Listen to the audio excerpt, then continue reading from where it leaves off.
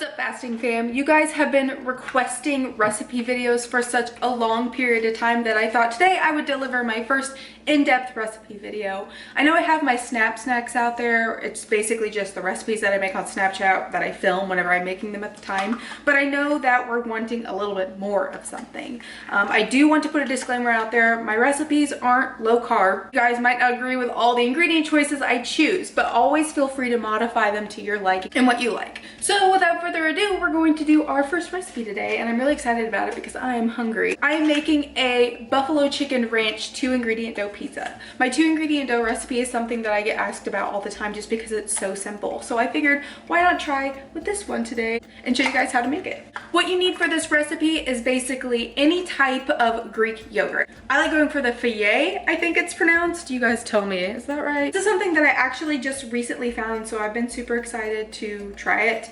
And basically 1 cup of this is 90 calories, which is a lot lower than the Chobani or the Okios or anything like that. So I've been really loving this stuff recently. And you also need self-rising flour. Basically the first steps you do is you'll take equal parts yogurt to equal parts flour. Then as you mix the dough together, you might actually need to add a little bit more flour to the recipe, which is why I plan on using half a cup of the yogurt, and then I'm going to use my 1/4 of a cup to measure out my flour. I'll do 2 at first to equal half a cup, and then if I need more flour, I'll just use this to kind of help measure out a little bit more so I can calculate my calories correctly on the meal. So we'll measure out half a cup of the yogurt. And then we will go in and we will measure our flour.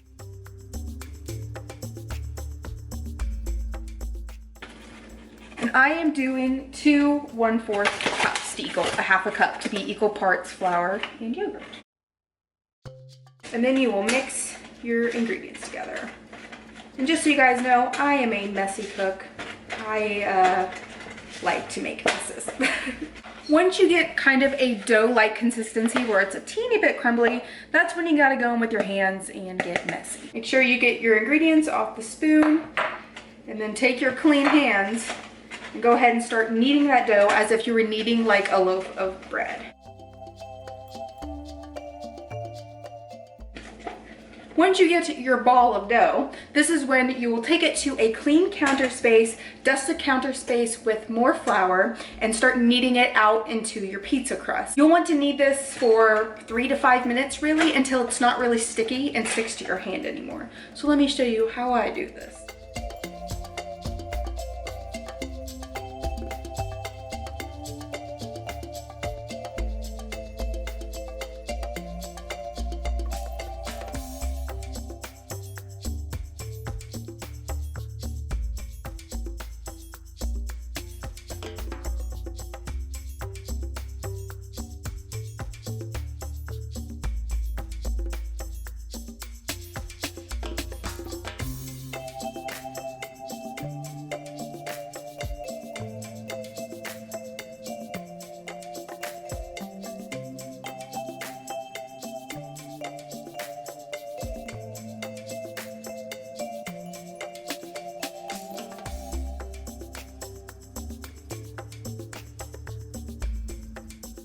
Once your dough is completely kneaded, you will take a rolling pin and roll it out into a pizza shape or square, whatever you're feeling.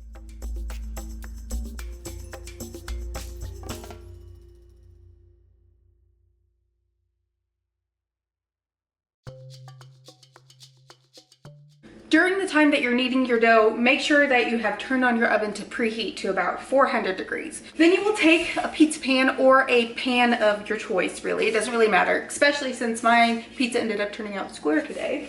And you will take some extra virgin olive oil or spray of your choice and spray down your pan to keep it from sticking whenever you transfer the pizza over. Put your pizza on your pan. So there's your pizza crust. Next, you'll measure out your chicken. I have this rotisserie chicken that I got from Walmart a couple days ago that I've been trying to incorporate into my meals so that way I can use it throughout the week. A rotisserie chicken is great to get because you can do so many things with it. You can make sandwiches, you can make pastas, you can make pizzas, or you can just eat it by itself like a chicken breast. It's so good, and it's like $4 or $5 for a whole chicken that'll last you through the week, which is awesome. So what I did was I shredded 3 ounces of the chicken breast. It says on the packaging how many calories it is, which is really nice.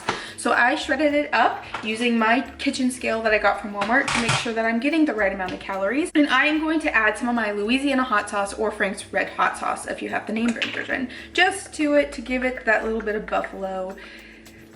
And I like spicy things, so I add quite a bit, I'm not gonna lie.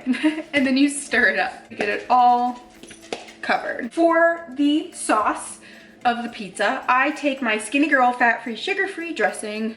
It looks like this. I got this at Walmart and I love it. 2 tablespoons is 10 calories, which is awesome. And we will put this on top of the pizza. First, what I like to do to kind of help brown the crust up a little bit is to spray the top of the pizza with olive oil as well. Kind of gives it a little bit better crust in my opinion. And then you will take about 1/4 of a cup of this dressing and pour it on top of the pizza as your sauce. You can add more if you'd like, but I like keeping it to about 1/4 of a cup, just so that way it's not overran with sauce and I can't taste any of the other ingredients.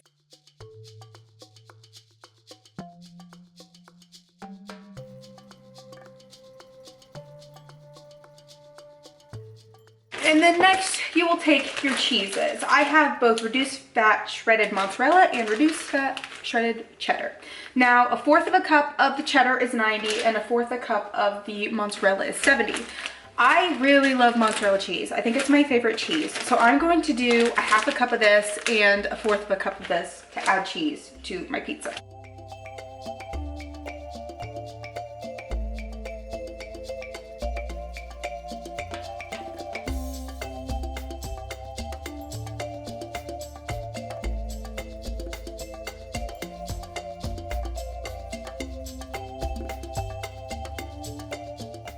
And then you will add your buffalo chicken to the top.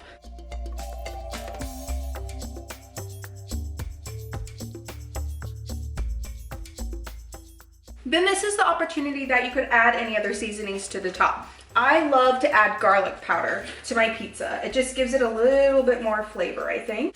You can add some onion powder. If you have an onion, you can even actually cut up an onion and put it on here. Really, it's all up to you, what you want to put on your pizza. You can add more cheese, you can add more chicken. This is just how I prefer to make this type of pizza. We're gonna add a little bit of parsley too. After you are done adding on your spices, you'll go ahead and you'll pop it in the oven, and I usually like to watch it for about 18 minutes. I really like crispy crust pizza, so the longer you leave it in there, the crispier it'll get, but also remember that it doesn't crisp up as if it was a thin crust pizza. It gets crispy around the edges, but typically it's still a little flimsy in the middle. So it really just depends on how done you want your pizza.